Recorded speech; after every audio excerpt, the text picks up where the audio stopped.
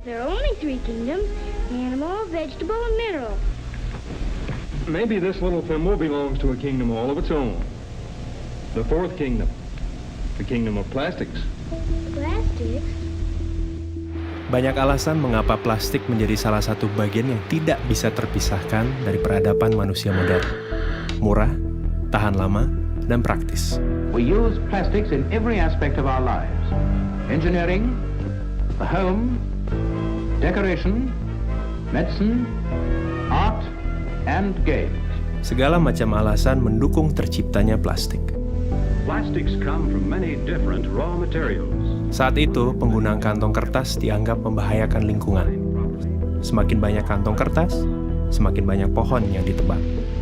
The demand for a wood that will not rot, that termites will not eat, that fire... Plastik ini adalah benda yang relatif baru ditemukan oleh manusia, kemudian baru dibuat secara masif itu mulai dari tahun 1950-1960. Produksinya kalau kita bandingkan sekarang itu 20 kali lipat lebih kecil. Sekarang itu adalah zaman plastik. Karena apa sih nggak pakai plastik? Mulai dari kacamata saya plastik, baju kita kebanyakan plastik, apapun kayaknya itu udah plastik itu.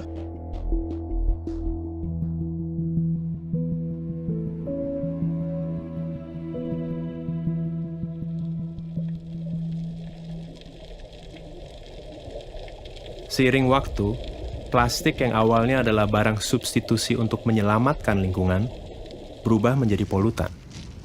Tentu hal itu terjadi karena penciptanya, kita, manusia. Plastik mendominasi jenis sampah di masyarakat, mulai dari kantong plastik, gelas plastik, sedotan plastik, styrofoam, bungkus mie instan, pembungkus makanan ringan, produk-produk sachet, minuman sachet, shampoo sachet, sabun sachet. Kita di Indonesia permasalahan paling besarnya mungkin di single use plastic.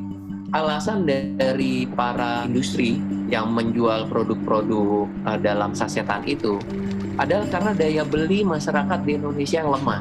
Karena ketika dijual dalam bentuk langsung 500 gram, mereka nggak sanggup beli.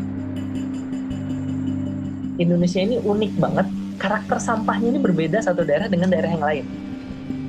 Mayoritas sampah di ibu kota dikirim begitu saja ke TPA gitu, dan setiap 2 hari sampah ibu kota Jakarta itu bisa membangun satu Candi Borobudur banyaknya. Sifatnya yang sangat sulit terurai, pelan-pelan menjadikan plastik sebagai penghuni tetap bumi. 80% sampah itu berasal dari kegiatan yang ada di darat, 20% berasal dari kegiatan yang ada di laut. Bahkan di Palung Mariana, di sana udah ditemukan sampah plastik. Berarti sampah plastik itu ada di tempat yang banyak orang, sampai tidak pernah ada orang masuk ke dalam sana. Plastik yang manusia gunakan untuk membungkus dan memberi umur yang lebih panjang bagi makanan mereka, kemudian menyelinap masuk ke piring mereka. Tanpa sadar, manusia juga menimbun plastik berukuran mikroskopik dalam sistem pencernaannya. Kita baru aware terhadap polusi plastik itu mungkin baru tahun 2000-an lah gitu, di mana laut kita ternyata ada 5 triliun pieces plastik dan kemudian ada lebih dari 250.000 ton plastik gitu di laut, yang kemudian ini akan terakumulasi di biota-biota yang pada akhirnya dikonsumsi oleh manusia. Mikroplastik ini itu udah sampai masuk di plankton-plankton gitu. Zooplankton dimakan oleh ikan yang lebih besar, kemudian ikan yang kecil itu kemudian dimakan sama yang lebih besar lagi, pada akhirnya ditangkap oleh nelayan kita, dan kemudian ada di pasar ikan kita, pada akhirnya ada di meja makan kita gitu, ikan itu gitu. Nah kalau misalnya itu sudah dimakan, itu justru malah lebih bahaya. Ada yang namanya nanoplastik lebih kecil dari 1 mikron, itu bisa langsung masuk ke serap ke saluran darah. Bila itu terjadi, bisa masuk ke saluran sistem saraf pusat, dalam hal ini adalah otak. Manusia mulai sadar, bom waktu bernama plastik sudah berdetak sejak awal diciptakan. Mereka mencari cara untuk menjinakkan bom waktu ini, atau setidaknya melambatkan waktu. Yang justru harus kita lakukan adalah kita mencari bahan pengganti yang kuatnya sama seperti plastik, yang fleksibelnya sama kayak seperti plastik, tetapi dia ramah lingkungan. Dari 7 spesies plastik yang hanya bisa di-recycle tuh hanya 2.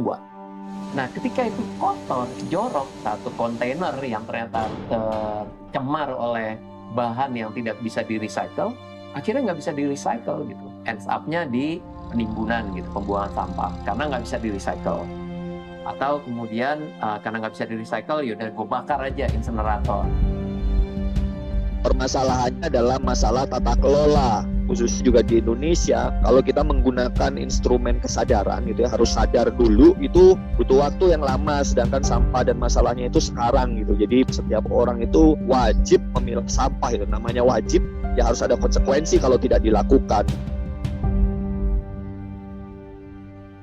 Gubernur DKI Jakarta Anies Baswedan mengeluarkan peraturan gubernur tentang larangan penggunaan kantong plastik Larangan penggunaan kantong Keluarkan plastik. peraturan gubernur tentang pelarangan penggunaan plastik. Pergub larangan penggunaan kantong plastik sekali pakai untuk larangan Regulasi gaya hidup baru dan slogan-slogan tentang bahaya plastik terus didengungkan agar umat manusia punya satu pemahaman yang sama tentang plastik.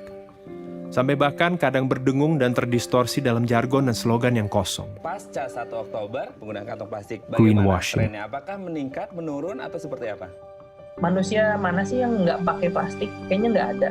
Jadi yang harus kita lakukan duluan adalah kita menutup keran dari sampah plastik, sumber sampah plastik. Dengan cara kita mengurangi konsumsi plastik itu, terutama konsumsi plastik yang sekali pakai. Baik mana antara daur ulang dengan buang sampah sembarangan, ya tentu baik daur ulang. Tetapi daur ulang butuh proses. Baik mana daur ulang dengan pakai ulang, ya lebih baik pakai ulang daripada kita kemudian melakukan upaya proses daur ulang, ya lebih baik kita pakai ulang. Nah, dari mana lebih baik mana pakai ulang dan reduce atau pengurangan, ya lebih baik pengurangan juga itu. Dan ini sangat erat kaitannya dengan pola hidup dan keputusan konsumsi kita itu ya, bagaimana kita memilih barang, bagaimana kita memilih produk pada saat kita mau melakukan belanja, jangan sampai kita menghasilkan sampah gitu. Tahun 2050 kita akan susah-susah kemana-mana, kita ngambil ikan, dibuka isi perutnya isinya plastik, yang ujung-ujungnya itu karena kita. Makanya kita harus berbuat sesuatu supaya sampah plastik ini tidak kembali lagi ke manusia. Yang paling bagus ya, saya akan menjaga lingkungan karena lingkungan ini akan kita wariskan ke anak cucu kita, ke keturunan kita. Pilihannya ada di kita.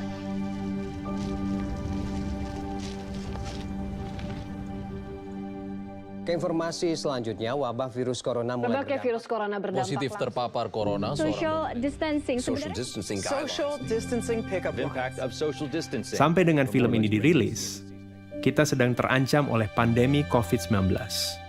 Pandemi membuat manusia mengambil jarak dengan sesama, juga dengan plastik. Penggunaan plastik menurun karena manusia hanya diam di rumah. Di Jakarta, terjadi penurunan jumlah sampah hingga mencapai 620 ton per hari.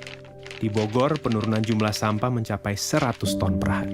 Now the coronavirus has taken over as the biggest worry for many, as air pollution has dissipated. So yes, we are seeing significant emissions reductions. Kualitas udara di Indonesia, khususnya kota Jakarta, jauh lebih bersih lantaran wabah virus corona, polusi udara di China justru berkurang drastis. The ozone layer of our planet is now healing.